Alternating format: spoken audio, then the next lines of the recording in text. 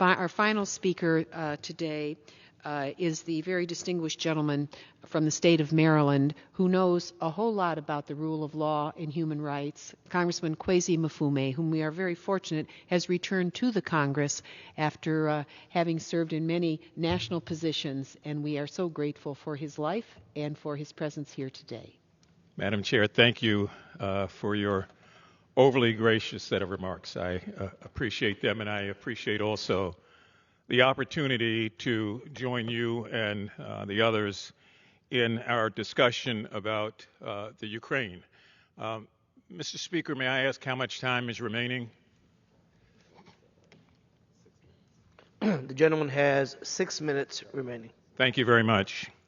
I am really happy to join with Congresswoman Kaptur, who has served for some time now as chair of the Ukrainian caucus, who has driven us and gotten us to this point, but who has also kept together a bipartisan group of legislators. And so to her and to the ranking member, Mr. Fitzpatrick, my thanks to both of you.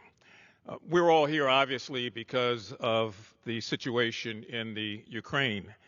And this comes at us from different ways. I initially got involved when I came back, Madam Chair, to the Congress because of a gentleman by the name of Roman Goy in my district, who has watched these situations with the Ukraine going back to 2014 and beyond, and who felt sort of helpless. And so on behalf of Mr. Goy and Catonsville and all the others that I've heard from, I am particularly heartened to also hear, as we did earlier, from the gentlewoman, Mrs. Spartz, who is the only native Ukrainian to serve here in the United States Congress. Her comments are compelling, and her witness is one that we should always keep in front of us as something to be reminded of.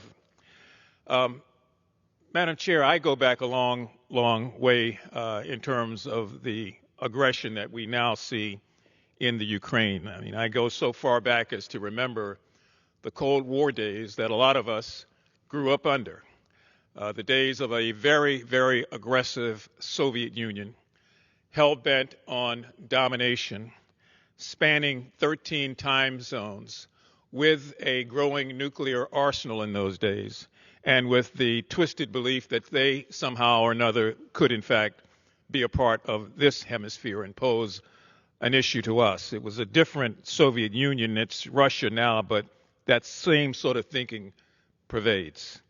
And back then, I'm talking about the missile crisis in Cuba, where Soviet President Khrushchev, Nikita Khrushchev, was putting missiles just 90 miles off of our coast, believing that he and then the Soviet Union had a right to that sort of expansionism and that sort of aggression. And thank God that President John Fitzgerald Kennedy, having reached a very tight ultimatum with the reality, decided that the United States would not accept that. And we were on the brink of war then, but the Soviet Union blinked. They removed their missiles from Cuba, and we have sort of coexisted in a sort of Cold War for some time now. And then with the fall of Berlin and the ending of the Soviet Union as we knew it, and now the singular emergence of Russia, all of us concerned here are concerned about what's happening at the Ukraine. When you look at the troop movements that are taking place, when you look at the propaganda being spun by the Kremlin, it is all so familiar of what happened in 1914, when the Soviet Union went off into its own direction and when it began to build up its war machine.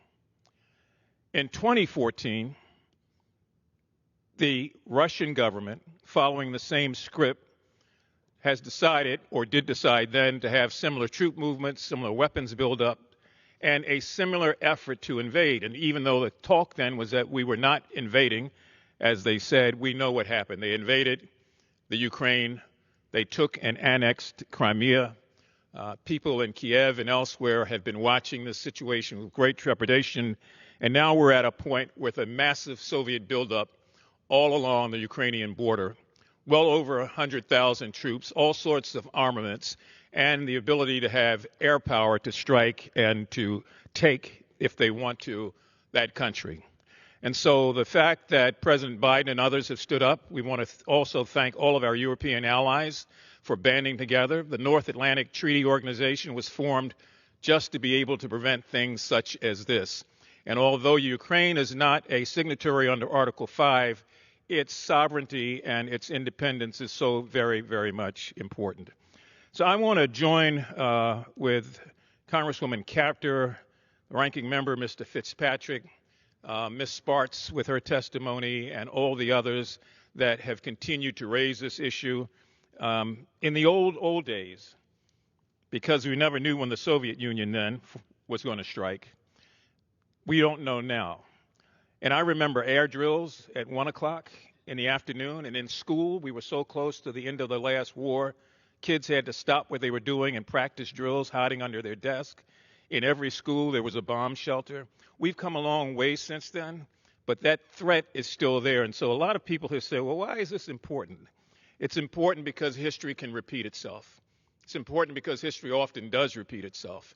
And it's important because it's a lesson that we've learned and must never get away from. Terrorism anywhere is a threat to democracies everywhere. And I join you, and I'm happy in this bipartisan effort, Madam Chair, to lend my voice. Thank you very much, and I yield back.